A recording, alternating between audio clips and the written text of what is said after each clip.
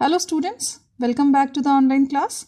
This is the third part of the chapter Transportation in Plants. In this part we are going to cover all these topics.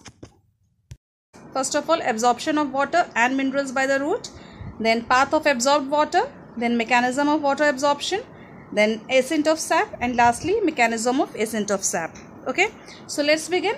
First of all, transport of water in plants. Plants में जो water का transportation होता है वो किस दो process से होता है, दो स्टेप्स में डिवाइडेड होता है. The first step is absorption of water. Roots के थ्रू वाटर को एब्जॉर्ब करके अदर पार्ट्स में भेजने के मेथड को हम ट्रांसपोर्ट ऑफ वाटर कहते हैं. ये आपके दो स्टेप्स में कंप्लीट होता है. The first step is absorption of water. Absorption of water में सबसे पहले रूट हेयर्स जो होती हैं वो वाटर को एब्जॉर्ब करके सॉइल से जाइलम तक पहुंचाती हैं, and then from xylem to the other parts of the plant. Xylem से क्या होता है, वाटर के मॉलिक्यूल्स जो होते हैं वो other parts of the plants में ट्रांसपोर्ट होते हैं, जैसे कि आपके लीव्स में, स्टेम्स में, शूट्स में, सारे जगह जाते हैं. ठीक है. And the second step for the transport of water is accent of SAP. Second step को हम क्या कहते हैं, एसेंट ऑफ सैप कहते हैं. एसेंट ऑफ सैप में जो वाटर के मॉलिक्यूल्स होते हैं वो अपवर्ड डायरेक्शन में मूव करते हैं. ठीक है भाई, सॉइल से रूट ने एब्जॉर्ब कर लिया, but upward direction in leaves तक, जो सबसे टिप ऑफ द प्लांट होता है, वहाँ तक जाने में उसको काफ़ी ज़्यादा फोर्स की ज़रूरत होती है, काफ़ी ज़्यादा एनर्जी लगती है, and that process is called as ascent of sap. इसमें क्या होता है कि इसमें हम पढ़ेंगे किस तरीके से वाटर जो होते हैं वो अपवर्ड डायरेक्शन में यानी अपोजिट डायरेक्शन में मूव करते हैं. क्यों? क्योंकि ऊपर की तरफ में किसी चीज़ को अगर हम पुल कर रहे हैं तो उसमें काफ़ी ज़्यादा एनर्जी जो होती है वो आपकी लग जाती है. ठीक है. And that process is called as ascent of sap. Okay, so path of absorb water. Next आपका क्या है, किस तरीके से वाटर एब्जॉर्ब होने के बाद में कैसे किस पाथ के थ्रू जो होता है वो जाइलम तक पहुंचता है, हम इसको पढ़ेंगे. ठीक है. हमने पहले देखा कि फर्स्ट स्टेप क्या था हमारा, एब्जॉर्प्शन ऑफ वाटर था. ठीक है. इसमें हमारा सबसे पहले क्या था, रूट हेयर से जाइलम तक जाने के लिए जो पाथ होता है वो कैसे कैसे वाटर के मॉलिक्यूल्स रूट हेयर से जाइलम तक जाते हैं. We are going to study all this things in this slide. Okay. First of all, water moves into epidermis through root hairs. ठीक है. रूट के जो रूट हेयर्स होते हैं वो सबसे पहले वाटर को एब्जॉर्ब करके सॉइल से एब्जॉर्ब कैसे करते हैं, through the process of osmosis. ठीक है. वाटर के मॉलिक्यूल्स किसके थ्रू एब्जॉर्ब होते हैं, ऑस्मोसिस के थ्रू मूव करते हैं ना, सेमी परमिएबल मेम्ब्रेन के सेम. ठीक है. तो वाटर के मॉलिक्यूल जैसे ही ऑस्मोसिस के प्रोसेस से रूट हेयर एब्जॉर्ब करते हैं तो दे टुक दैट वाटर, वो वाटर को कहाँ लेके जाते हैं, टू द एपिडर्मिस. सबसे पहले रूट हेयर्स की जो एपिडर्मिस होती है वहाँ वाटर जाता है. ठीक है ना. Then after that from epidermis it reaches to cortex. The second layer of root hair is called as cortex. आप अगर रूट हेयर का सेल देखेंगे तो सबसे पहली लेयर जो सेल की होती है रूट हेयर की वो आपकी एपिडर्मिस की होती है. तो सबसे पहले वाटर एपिडर्मिस के पास जाता है. Then after that it reaches to cortex. उसके बाद जो लेयर होती है, जो सेल्स पाए जाते हैं वो कॉर्टेक्स होते हैं. ठीक है. तो कॉर्टिकल सेल्स के पास में जाते हैं, and after crossing the cortical cells, जैसे ही वाटर के मॉलिक्यूल्स उन कॉर्टिकल सेल्स को क्रॉस करते हैं दे रीचेस टू एंडोडर्मिस. वो कहाँ पहुँचते हैं, आपके एंडोडर्मिस के. ठीक है. Then third layer of the cells of root hairs is called as endodermis. Endodermis के पास वाटर के मॉलिक्यूल्स पहुँच गए. एंडोडर्मिस में आपके जो सेल्स होते हैं उन्हें हम एंडोडर्मल सेल्स कहते हैं. ये आपके दो तरीके के होते हैं. कुछ सेल्स को हम पैसेज सेल्स कहते हैं और दूसरे जो सेल्स होते हैं वो आपके नॉन पैसेज सेल्स कहलाते हैं. ठीक है ना. पैसेज सेल्स जो होते हैं वो आपके एंडोडर्मिस से प्रेजेंट होते हैं, and they are specially modified to transport the absorb water. वो क्या करते हैं, एब्जॉर्ब वाटर को जो कि एंडोडर्मिस तक पहुंचता है वो वाटर को क्या करते हैं, आगे की तरफ में पास करने के लिए हेल्प करते हैं. ठीक है ना. These endodermal cells are called as passage cells. हम इन्हें पैसेज सेल्स कहते हैं. ठीक है. तो ऐसे सेल्स जो कि जो वाटर ट्रांसपोर्ट होकर के आ रहा है उनको आगे की तरफ में पास ऑन करते हैं, तो दो cells are called as passage cells. ठीक है ना. ये आपके वाटर के परमिएबल होते हैं, वाटर को परमिशन देते हैं कि आप आगे मूव कर सकते हैं, and because of that water जो होता है, वाटर के मॉलिक्यूल जो होते हैं वो आगे की तरफ में पास हो जाते हैं. ठीक है. कुछ सेल्स जो एंडोडर्मिस में होते हैं वो वाटर के मॉलिक्यूल्स को पास नहीं करने देते. They are impermeable to water. Why? Because of the presence of casparian thickening. उनमें क्या होता है, एक ब्लॉकेज होता है, that blockage is called as casparian thickening, और वो सबेरिन का बना हुआ होता है. ठीक है. किसका बना होता है वो जो ब्लॉकेज होता है, वो क्या चीज़ होती है, सबेरिन का डिपोजिशन हो जाता है उन सेल्स में, ठीक है ना। सबेरिन जो होता है वो हार्ड सब्सटेंस होता है और ये हार्डनेस प्रोवाइड करता है सेल में। तो सबेरिन का जैसे ही ब्लॉकेज, सबेरिन जैसे ही डिपॉजिट होने लगता है सेल्स में, तो वो सेल्स जो होते हैं आपके हार्ड इन नेचर हो जाते हैं, ब्लॉक्ड हो जाते हैं और किसी चीज़ को आगे पास नहीं करने देते, ठीक है। तो they are impermeable to water, वो पास नहीं करने देते। एंड उसे हम बोलते हैं कैस्पेरियन थिकनिंग, ठीक है। तो पैसिव सेल्स में वो कैस्पेरियन थिकनिंग नहीं पाई जाती, इसलिए वो पास करने देते हैं, और कुछ सेल्स में वो कैस्पेरियन थिकनिंग प्रेजेंट होती है, इसलिए वो सेल्स जो होते हैं वो वाटर को पास नहीं करने देते, ठीक है। फ्रॉम एंडोडर्मिस, पैसिव सेल्स के, एंडोडर्मिस के जो पैसिव सेल्स होते हैं वहाँ से जो वाटर होता है वो आपका नेक्स्ट पेरिसाइकिल पे मूव करता है, ठीक है ना। तो उसके बाद वाले जो एंडोडर्मिस के बाद किसकी लेयर आती है, आपकी पेरिसाइकिल की लेयर आती है। तो वाटर अब कहाँ पहुँच गया, पेरिसाइकिल सेल्स के पास पहुँच गया, ठीक है। From pericycle cells water reaches to xylem, pericycle cell से वाटर कहाँ जाता है, आपके जाइलम पे जाता है, ठीक है ना। वाटर जो होता है वो जाइलम पे पहुंचेगा, क्योंकि xylem use to conduct water to the whole part of the plants, है ना। एंड फ्लोएम के पास इसलिए नहीं आता क्योंकि फ्लोएम के पास में क्या होता है, मिनरल्स कंडक्शन होते हैं, मिनरल्स कंडक्ट करता है फ्लोएम, ठीक है ना। So water reaches to the xylem, xylem के पास जाता है, ठीक है। Through the xylem tube the water moves up through to the stem to reach the leaves, ठीक है ना। अब क्या होता है वहाँ जाइलम से क्या होता है, जाइलम में कई सारे ट्यूब्स, अब वो जाइलम जो होते हैं वो पूरे प्लांट से प्रेजेंट है, ठीक है ना।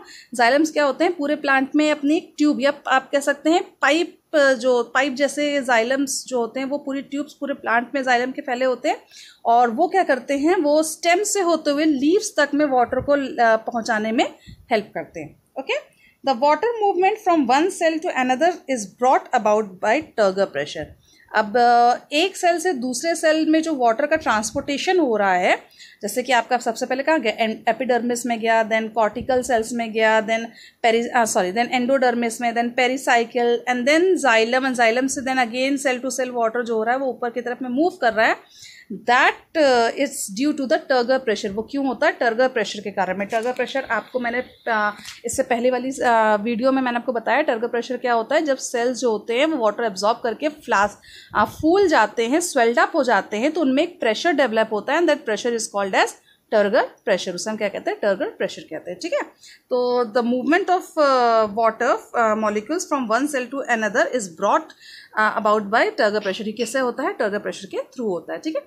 तो this is the path how water from root hair reaches to xylem. किस तरीके से रूट हेयर से जाइलम तक वाटर जाता है, ये आपका पाथ है। This thing I can show you with the help of a diagram. See, this is a diagram in which water of absorption is being shown. This is called as mechanism of water absorption. आप इसमें diagram में देख सकते हैं कि root hair, ठीक है ना। आप यहाँ पे देखिए कि रूट हेयर दिया हुआ है, this is given as root hair, ठीक है ना। ये आपका रूट हेयर है। रूट हेयर में वैक्यूल्स, रूट हेयर के थ्रू वैक्यूल्स प्रेजेंट होते हैं, ठीक है। इनमें क्या होता है, आपकी रूट हेयर्स वाटर को एब्जॉर्ब करते हुए, येलो लाइन आपको दिख रही होगी, एरोज दिख रहे होंगे। तो वाटर जो है वो ऊपर की तरफ में सबसे पहले कहाँ मूव कर रहा है, सबसे पहली लेयर जो होती है वो एपिडर्मिस की लेयर होती है, ठीक है ना। एपिडर्मिस में मूव कर रहा है, ठीक है। एपिडर्मिस से होते हुए वाटर कहाँ पहुंच रहा है, आपके कॉर्टेक्स में पहुंच रहा है, ठीक है ना। कॉर्टेक्स से होते हुए आपके कहाँ जाता है, ये एंडोडर्मिस में जा रहा है, ठीक है। ये आपका जो ब्राउन कलर के सेल्स दिख रहे हैं, this is called as cortex. इसे हम क्या कहते हैं, कॉर्टेक्स कहते हैं, ठीक है ना। तो कॉर्टेक्स के सेल्स जो होते हैं वो इरेगुलर होते हैं, एक शेप में नहीं होते हैं। तो वाटर जो होता है एपिडर्मिस से कॉर्टेक्स में जा रहा है, देन कॉर्टेक्स से ब्लू कलर के आपको सेल्स दिख रहे होंगे, these are called as endodermis. इसे हम क्या कहते हैं, एंडोडर्मिस कहते हैं, ठीक है ना। एंडोडर्मिस में आपके दो तरीके के सेल्स होते हैं, पैसिव सेल्स होते हैं, नॉन पैसिव सेल्स होते हैं, ठीक है ना। पैसिव सेल्स के थ्रू वाटर जो होता है वो कहाँ जा रहा है, आपका जाइलम में। कहाँ जा रहा है, आपका जाइलम में जा रहा है, ठीक है ना। दिस पर्पल सेल्स आप देख सकते हैं, पर्पल कलर के जो सेल्स हैं ये आपके क्या हैं, जाइलम में। तो वाटर कहाँ पहुंच गया, आपका जाइलम में पहुंच गया, ठीक है। तो this is the path how water के मॉलिक्यूल्स रूट हेयर से जाइलम तक पहुंच रहे हैं, ठीक है।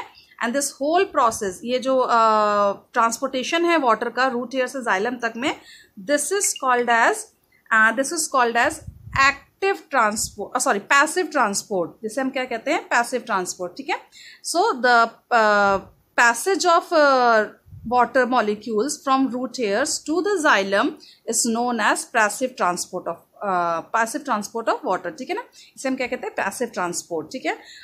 अगर दूसरा आपका क्या होता है, एक्टिव ट्रांसपोर्ट होता है। एक्टिव ट्रांसपोर्ट में क्या होता है, मिनरल्स का ट्रांसपोर्टेशन होता है। जो आपके मिनरल्स होते हैं, जो सॉइल से आयंस या सॉल्ट्स के फॉर्म में जो मिनरल्स एब्जॉर्ब करते हैं रूट हेयर्स, उनको सेम इसी पाथ से, सबसे पहले एपिडर्मिस में, देन कॉर्टेक्स में, देन पैसेज एंडोडर्मिस में के पैसेज सेल से, then they reaches to phloem. कहाँ जाते हैं, फ्लोएम में जाते हैं, ठीक है। This whole process is called as your passive transportation process. दोनों का एक्टिव पैसिव का दोनों सेम होता है। ओनली थिंग इज कि पैसिव में हम वाटर का एब्जॉर्प्शन करते हैं एंड एक्टिव में हम क्या करते हैं, मिनरल्स का एब्जॉर्प्शन होता है, ठीक है। और मिनरल्स जो होते हैं वो आपके फ्लोएम में रीच करते हैं और जो वाटर होता है वो आपका जाइलम में रीच करता है। ओके, तो लास्ट डेस्टिनेशन दोनों की अलग अलग होती है, ठीक है। I hope this thing is clear to you how water is moving from root hair to the xylem. Okay, the next is methods of water movement, ठीक है। अब वाटर का जो हो रहा है, वाटर तो आपका मूव कर रहा है, आपने पूरा देख लिया कि कैसे वाटर रूट हेयर एब्जॉर्ब करता है उसको ऑस्मोसिस के हेल्प से, ठीक है। और अगर मिनरल्स होंगे तो रूट हेयर किसके हेल्प से एब्जॉर्ब करेगा, डिफ्यूजन के रूप से, डिफ्यूजन के हेल्प से, ठीक है। डिफ्यूजन जो होता है वो आपके सब्सटेंसेस को एब्जॉर्ब करता है, मिनरल्स को, आयंस को एब्जॉर्ब करता है, ठीक है। और ऑस्मोसिस जो होता है वो सिर्फ वाटर के मॉलिक्यूल्स को एब्जॉर्ब करता है, ठीक है। तो एब्जॉर्ब करने के बाद में आपका क्या होता है, वाटर जो होता है वो आगे की तरफ में जाइलम या फ्लोएम तक वाटर या मिनरल्स जो होते हैं वो बढ़ जाते हैं, ठीक है। पर इसके बीच में कई सारे चीज़ें, कई सारे सेल्स आए हैं। अब जैसे कॉर्टेक्स सेल्स हो, कॉर्टिकल सेल्स हो गए, देन पेरिसाइकिल के सेल्स हो गए, देन एंडोडर्मिस हो गए। इन सब में सेल्स के थ्रू जो वाटर का मूवमेंट होता है वो ईजिली नहीं है कि जैसे मैंने आपको बताया कि यहाँ से वहाँ जा रहा है, वहाँ से वहाँ जा रहा है। This is not so easy as it is looking, okay. तो वाटर मूवमेंट जो होते हैं वो दो मेथड से होते हैं इन पूरे प्रोसेस में। फर्स्ट मेथड को हम कहते हैं apoplast and the second method is called as Symplast. Apoplast में क्या होता है, the movement of water through cell wall and intercellular space. जो मूवमेंट होता है वाटर का through cell wall and intercellular space, आप ये डायग्राम में देख सकते हैं कि जो ब्लैक लाइनिंग दी हुई है, this is called as cell wall. इसे हम क्या कहते हैं, सेल वॉल कहते हैं। आप सब देखिए पूरा ये ब्लैक लाइनिंग्स जो दी हुई है, this is called as cell wall, ठीक है। तो वाटर जैसे ही मूव करता है, suppose here the water is going, ये रूट हेयर से वाटर जा रहा है। अगर वाटर ये ब्लैक लाइन से होते हुए आगे अगर बढ़ रहा है, so this is called as your apoplast movement. इसे हम क्या कहेंगे, एपोप्लास्ट मूवमेंट कहेंगे। Suppose this are the cells क्या होते हैं, एक दूसरे से बहुत ज़्यादा पास में अटैच नहीं होते हैं, थोड़ा सा गैपिंग होती है इन दोनों के बीच में, इन सेल्स के बीच में। तो अगर वाटर जो है वो सपोज यहाँ से वाटर मूव कर रहा है, ये आपके सेल्स को टच करते हुए, सेल वॉल को टच करते हुए, जिनके बीच में जो इंटरसेल्यूलर स्पेस, इनके बीच में जो स्पेस है, इस तरीके से मूव कर रहा है। ये देखिए इस तरीके से मूव कर रहा है। सपोज यहाँ से ऐसे मतलब सेल के अंदर नहीं जा रहा वाटर, ठीक है। सेल के अंदर एंटर नहीं कर रहा वाटर, सिर्फ बाहर ही बाहर मूव कर रहा है। सेल के वॉल को टच करते हुए उनके स्पेसेस, उन दोनों के स्पेसेस के बीच से मूव कर रहा है। तो that is called as apoplast movement. इसे हम क्या कहते हैं, एपोप्लास्ट मूवमेंट कहते हैं, ठीक है।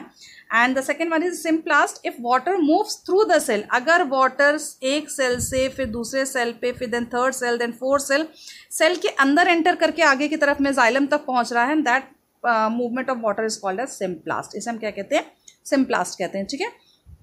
सो अगर वाटर का मूवमेंट सेल के वॉल से होते हुए बाहर ही बाहर जा रहा है, तो that movement of water is called as apoplast. और अगर सेल के अंदर वाटर के मॉलिक्यूल्स जा रहे हैं तो that movement is called as symplast, ठीक है। अगर एक्टिव ट्रांसपोर्ट होता है तो जनरली सिम्प्लास्ट का जो मॉलिक्यूल्स होते हैं वो सिम्प्लास्ट के थ्रू मूव करते हैं। यानी जितने भी आपके आयंस होते हैं, जो मिनरल्स होते हैं, जो सॉल्ट्स होते हैं, वो अगर डिफ्यूजन के मेथड से वो रूट हेयर्स उसको एब्जॉर्ब करते हैं and then they move from cell to cell. वो क्या करते हैं, एक सेल के अंदर से होते हैं दूसरे सेल पे, then the third, then fourth, वो आगे की तरफ मूव करते हैं। This is called as symplast movement, okay. Generally ions के लिए आपका सिम्प्लास्ट मूवमेंट यूज होता है, या आप कह सकते हैं एक्टिव ट्रांसपोर्ट के लिए सिम्प्लास्ट का मूवमेंट यूज होता है।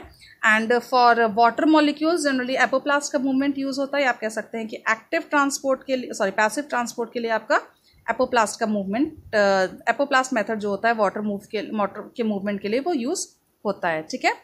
I hope this is clear to you. मैं फिर से रिपीट कर देती हूँ आपको कि जो वाटर का मूवमेंट होता है वो रूट हेयर, जो वाटर के मूवमेंट होता है वो ऑस्मोसिस के थ्रू होता है। मिनरल्स और आयंस का जो एब्जॉर्प्शन होता है वो डिफ्यूजन के मेथड के होता है, ठीक है ना।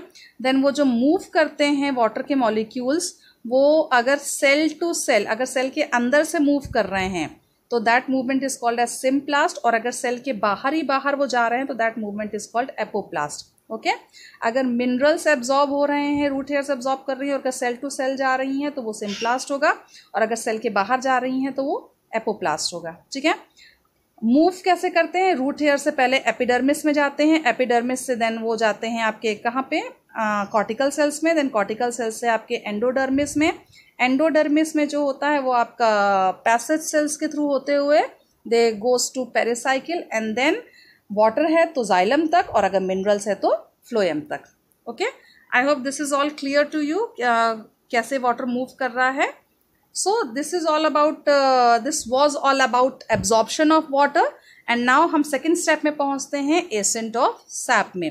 एसेंट ऑफ सैप से पहले हम सैप देख लेते हैं कि what is sap. Sap is the dilute solution of water and minerals ions absorbed from soil which moves upward from root to various parts of the plant, ठीक है। तो सैप क्या होता है? SAP is the dilute solution. Dilute किसे कहते हैं? जिसमें ज़्यादा अमाउंट में वाटर और कम अमाउंट में मिनरल्स हो, ठीक है ना। तो जो ऐसा सॉल्यूशन जिसमें बहुत ज़्यादा वाटर है and little bit of minerals या आयंस प्रेजेंट हैं, that is called as sap. उसे हम क्या कहते हैं? सैप कहते हैं। वो कहाँ से एब्जॉर्ब किया जाता है?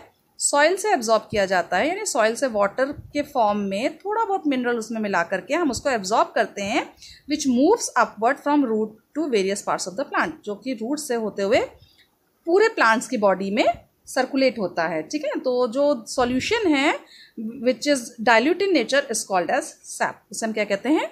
सैप कहते हैं, ठीक है। So now the point comes, what is ascent of sap? अब ascent of sap क्या होता है? The upward movement of water from root to the aerial parts of the plant body is called as ascent of sap, ठीक है। तो root hair से पूरे plant body के एरियल पार्ट्स तक में वाटर के मूवमेंट को हम कहते हैं एसेंट ऑफ सैप। और वो सैप यानी वो वाटर कैसा रहेगा? डाइल्यूट इन नेचर रहेगा, यानी ज़्यादा अमाउंट में water and little bit of minerals, वो कैसा रहेगा? आपका डाइल्यूट फॉर्म में रहेगा, ठीक है। This is also called as translocation of water. Ascent of sap को हम ट्रांसलोकेशन ऑफ वाटर कहते हैं। Translocation means transportation, okay. It is about to know how water moves in plants to such great heights. इसमें हम क्या पढ़ते हैं? किस तरीके से वाटर बड़े बड़े प्लांट्स में, क्योंकि छोटा प्लांट होगा तो ईजिली वाटर मूव कर जाएगा, पर क्योंकि बहुत हाइटेड प्लांट्स में किस तरीके से वाटर मूव करता है, हम इसके बारे में एसेंट ऑफ सैप में पढ़ेंगे, okay. The next is mechanism of ascent of SAP. अब किस तरीके से पूरा प्रोसेस होता है एसेंट ऑफ सैप का, हम इसके बारे में देखते हैं। तो there are 3 mechanism of ascent of sap. Ascent of sap के लिए 3 मैकेनिज्म, 3 मेथड्स यूजफुल हैं। तो पहला मेथड है आपका root pressure. The first method is called as root pressure. Root pressure क्या होता है?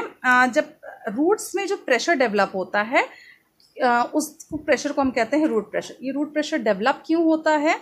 देखिए, जब आप लोगों ने लीव्स, सबको पता है कि लीव्स में क्या होता है? स्टोमेटास प्रेजेंट होते हैं। लीव्स में मीजोफिल सेल्स पाए जाते हैं। इन मीजोफिल सेल्स में स्टोमेटास प्रेजेंट होते हैं, ठीक है। एट नाइट, दिन के समय तो स्टोमेटास आपके ओपन होते हैं, ठीक है। एक्सेस अमाउंट में ट्रांसपिरेशन होता है, एवोपरेशन होता है वाटर का, ठीक है। तो जितना वाटर अंदर एब्जॉर्ब हो रहा है उतना ही वाटर एवोपरेट हो रहा है, ठीक है। पर एट नाइट जब स्टोमेटास क्लोज हो जाते हैं, जब बंद हो जाते हैं, तब क्या होता है? वाटर कहाँ जाता है आपका? वाटर जो होता है, क्योंकि अब एवोपरेशन तो हो नहीं रहा, बाहर तो निकल नहीं रहा वाटर, पर रूट हेयर्स तो हो रही हैं, वाटर को एब्जॉर्ब कर रही हैं, ठीक है। तो उसमें क्या होता है? जैसे एब्जॉर्ब करती जाती तो सेल्स क्या हो जाते हैं? एकदम टर्जिड हो जाते हैं, फूलने लगते हैं, और उन सेल्स के कारण में वो रूट हेयर्स में जो सेल्स प्रेजेंट है वो क्या हो जाते हैं? टर्जिड हो जाते हैं, और उनमें एक प्रेशर डेवलप होने लगता है, जो कि क्योंकि रूट के सेल्स हैं तो वो प्रेशर डेवलप करते हैं। That pressure is called as root pressure. उस प्रेशर को हम क्या कहते हैं? रूट प्रेशर कहते हैं, ठीक है। अब इसमें क्या होता है? रूट प्रेशर जो होता है ये हेल्प करता है वाटर को ऊपर की तरफ में मूव करने के लिए। कहाँ मूव करने के लिए? स्टेम में जाने के लिए, ठीक है। मैंने आपको पहले भी बताया कि टर्गर प्रेशर जो होता है वो हेल्पफुल होता है वाटर को ऊपर की तरफ में मूव करने के लिए, ठीक है। तो क्योंकि जब सेल्स आपके टर्जिड हो जाते हैं, उसमें प्रेशर बनने लगता है, तो वाटर क्या होता है? ऊपर की तरफ में अपवर्ड डायरेक्शन में मूव करता है, ठीक है। ये बहुत ज़्यादा हेल्पफुल नहीं होता, क्योंकि अगर बहुत ज़्यादा हाइटेड प्लांट्स हैं, बहुत ज़्यादा हाइट वाले प्लांट्स हैं, तो वाटर जो होते हैं वो बहुत ज़्यादा ऊंचाई तक रूट प्रेशर के थ्रू नहीं जा सकते, ठीक है। अगर छोटे छोटे हर्बेशियस प्लांट है तो water can move to the leaves, वो लीव्स तक पहुंच जाते हैं। पर अगर बहुत हाइटेड प्लांट्स है, जैसे ट्रीज हो गई, तो उसके लिए रूट प्रेशर जो होता है आपका वो बहुत ऊपर तक एसेंट ऑफ सैप में, यानी वाटर के ट्रांसलोकेशन में हेल्प नहीं कर पाते हैं, ठीक है। इसमें क्या होता है कि जब रूट प्रेशर बहुत ज़्यादा डेवलप होने लगता है, तब वाटर कैसे आपके सेल्स बर्स्ट ना करें, इसके लिए क्या होता है, आपका एक मेथड है जिसका नाम है गटेशन। इसे क्या कहते हैं, गटेशन, जो कि आपके लीव्स में जो एजेस होती हैं, लीव्स की जो कॉर्नर में जो एजेस होती हैं, दैट एजेस में क्या होता है, हाइथाडोट्स सेल्स पाए जाते हैं, हाइथाडोट्स पाए जाते हैं। इन हाइथाडोट्स में क्या होता है, ये आपके एरियल पार्ट्स होते हैं प्लांट के। जब रूट प्रेशर बहुत ज़्यादा डेवलप होता है, नाइट में जब बहुत ज़्यादा प्रेशर बढ़ जाता है सेल्स का वाटर एब्जॉर्प्शन के कारण में, तो इन्हीं हाइथाडोट्स के थ्रू वाटर जो होते हैं वो बाहर ऊज आउट करता है, ठीक है। आप कभी कभी देखते होगे मॉर्निंग में, अगर आप बहुत छोटे छोटे जैसे ग्रासेस हो गए, ग्रासेस के ऊपर में आप जाके गार्डन में देखिए, वाटर जो का पूरे ग्रासेस के ऊपर में छोटे छोटे वाटर के ड्रॉपलेट्स प्रेजेंट होंगी, ठीक है ना। क्यों ऐसा होता है, पानी तो गिरा नहीं है, पर ऐसा क्यों होता है, क्योंकि स्टोमेटास क्लोज हो चुके होते हैं रात में। अब पानी जो है वो ऑलरेडी एब्जॉर्ब तो हो ही रहा है, तो वो पानी निकलेगा कैसे, क्योंकि काफ़ी ज़्यादा प्रेशर डेवलप हो चुका है, ठीक है ना। तो वो पानी निकलता कैसे है, through hydathodes, guttation. And this process को हम कहते हैं गटेशन, यानी ट्रांसपिरेशन नहीं हो रहा है, एवापोरेशन नहीं हो रहा है वाटर का, तब भी वाटर जो हो रहा है वो प्लांट की बॉडी से बाहर आ रहा है through aerial parts of the plants, and this process is called as guttation. इसे हम क्या कहते हैं, गटेशन कहते हैं। सो दिस प्रूव्स ऑल्सो, ये आपको प्रूव भी कर रहा है कि वाटर का एब्जॉर्प्शन जो हो रहा है वो हो करके लीव्स के टिप तक, लीव्स के एजेस तक वाटर जो है वो ईजिली पहुंच जा रहा है, ठीक है।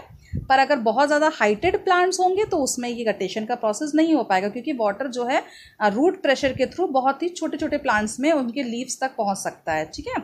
तो रूट प्रेशर जो होता है वो वाटर को ट्रांसपोर्ट करने में हेल्प तो करता है, पर हाइटेड प्लांट्स के लिए यूजफुल नहीं है, सिर्फ छोटे छोटे हर्बेशियस प्लांट्स के लिए यूजफुल है, ओके।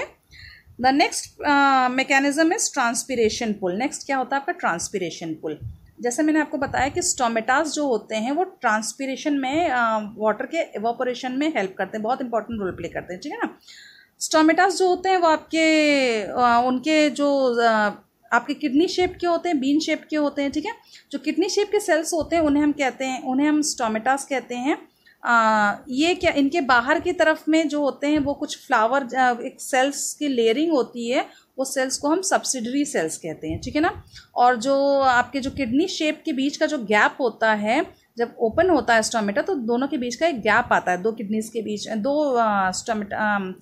दो लेयर्स, दो सेल्स के बीच में, जो कि गार्ड सेल्स कहलाते हैं। जो आपका किडनी शेप में सेल होता है उन्हें हम गार्ड सेल्स कहते हैं। गार्ड सेल्स के बाहर के जो सेल्स की लेयर होती है उन्हें हम सब्सिडरी सेल्स कहते हैं, ठीक है। तो गार्ड सेल्स के बीच का जो गैप होता है, जब वो ओपन होते हैं, जो गैप डेवलप होता है, that gap is called as stoma. उसे हम क्या कहते हैं, स्टोमा कहते हैं, ठीक है।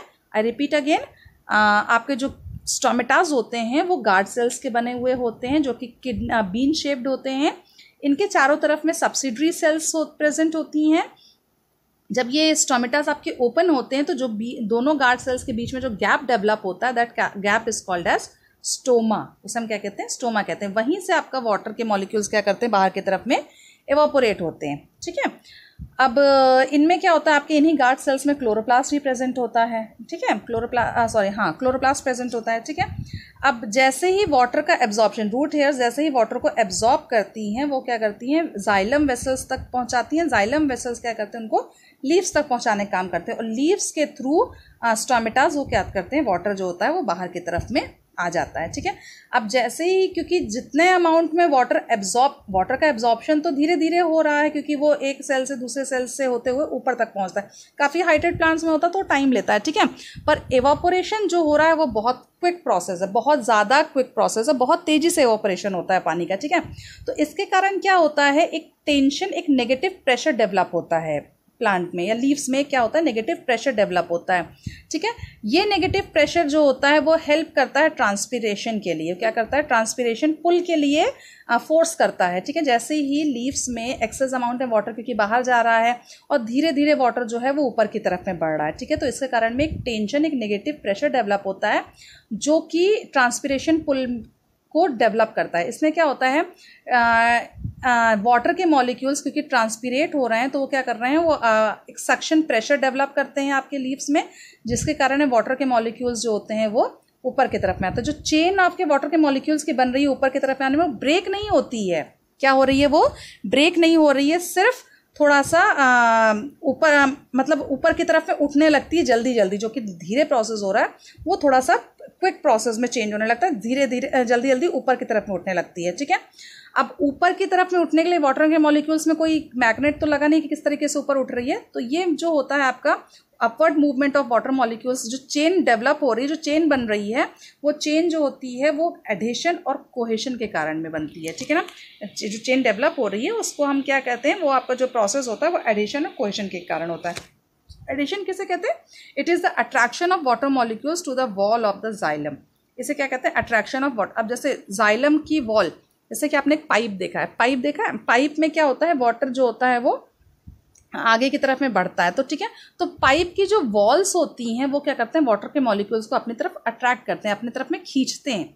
ठीक है, तो इस प्रोसेस को हम कहते हैं एडिशन। जब किसी भी जाइलम की जो वॉल होती है, जाइलम का जो कॉर्नर, जो कि जैसे कि पाइप में जो दोनों साइड में जो वॉल होती है, उससे हम वैसे ही आप समझ लीजिए जाइलम भी होता है। जाइलम की जो वॉल होती है वो वाटर के मॉलिक्यूल्स को क्या करती है, अपने तरफ में अट्रैक्ट करती है, खींचती है, पुल करती है। ठीक है, this process is called adhesion, इसे हम एडिशन कहते हैं। कोहेशन में क्या होता है, it is attraction of one water molecule to the other water molecule.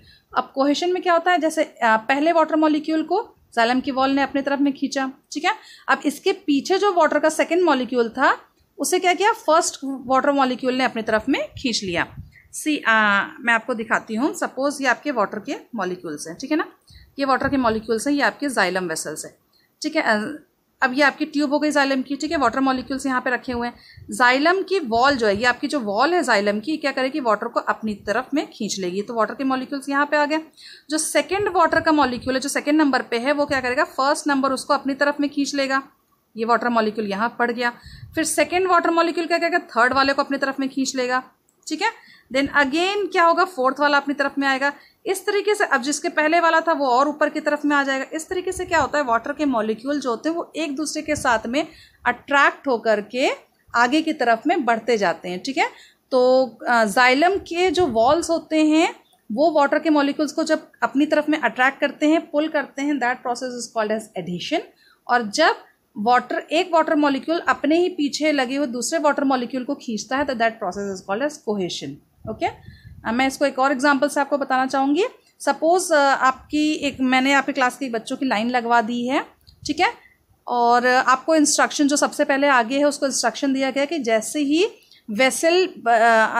जैसे आपकी सीटी या वेसल बचती है वैसे ही आप आगे की तरफ में बढ़ेंगे। ठीक है, तो टीचर ने आपकी विसल बजाई है तो आपने क्या किया, आपकी पहला वाला स्टूडेंट जो है वो आगे की तरफ में बढ़ा और उसने क्या किया है, दूसरे वाले जो उसके पीछे जो बच्चा खड़ा हुआ है उसका क्या किया, हैंड पकड़ा हुआ। तो जैसे वो आगे बढ़ेगा तो पीछे वाला भी उसके आगे बढ़ेगा।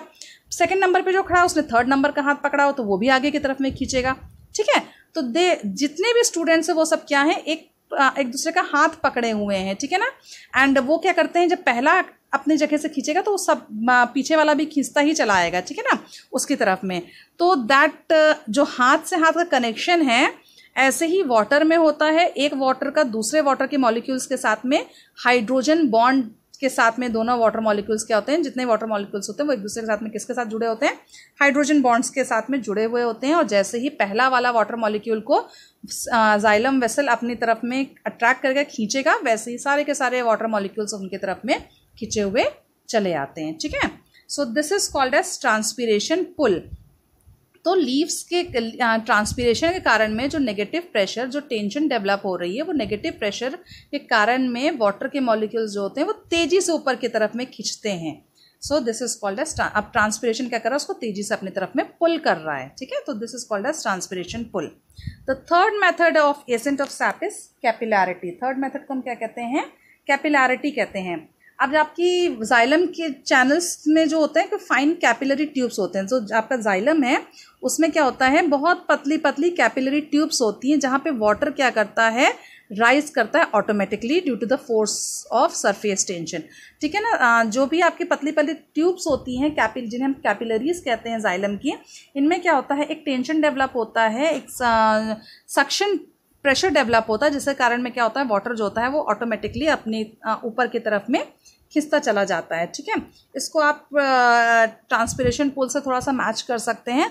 आपने देखा होगा कि जब आप आप जब कोल्ड ड्रिंक पीते हैं तो स्ट्रॉ के थ्रू जब पीते हैं तो ऊपर की तरफ में जैसे आप सक करते हैं, सक करते हैं, तो क्या करते हैं, नीचे से कोल्ड ड्रिंक जो होती है वो ऊपर की तरफ में खींची चली जाती है, ठीक है। तो वैसा ही कैपिलरी में भी होता है। कैपिलरी आपकी ट्यूब है, जैसे ही सक्शन पावर डेवलप होता है तो क्या होता है, सक्शन प्रेशर डेवलप हो रहा है तो क्या होता है, वाटर के जो मॉलिक्यूल्स हैं वो ऑटोमेटिकली ऊपर की तरफ में राइज करने लगते हैं। और ये ऑटोमेटिकली राइज कैसे होता है और ये सक्शन पावर डेवलप कैसे होता है, सक्शन पावर डेवलप हो रहा है ट्रांसपिरेशन के कारण में, जिसे हम ट्रांसपिरेशन पुल कह रहे हैं। और जो वाटर के मॉलिक्यूल्स जो ऑटोमेटिकली राइज कर रहे हैं वो कैसे हो रहा है, आपका एडिशन और कोहेशन के थ्रू हो रहा है, ठीक है। यानी इनके बीच में वाटर हाइड्रोजन बॉन्ड्स हैं जो कि जब जाइलम की वॉल्स जब अट्रैक्ट करती है तो पूरे के पूरे वाटर मॉलिक्यूल्स ऊपर की तरफ में राइज करने लगते हैं, okay. I hope this mechanism of ascent of sap is being clear to you. कोई प्रॉब्लम नहीं होनी चाहिए आपको। This was the last slide of the chapter and here the chapter ends and this is very important. Mechanism of ascent of sap बहुत important है, अच्छे से आप लोग पढ़िएगा। नेक्स्ट चैप्टर की वीडियो बहुत जल्दी आपके पास पहुंचेगी। Till now take care, God bless you.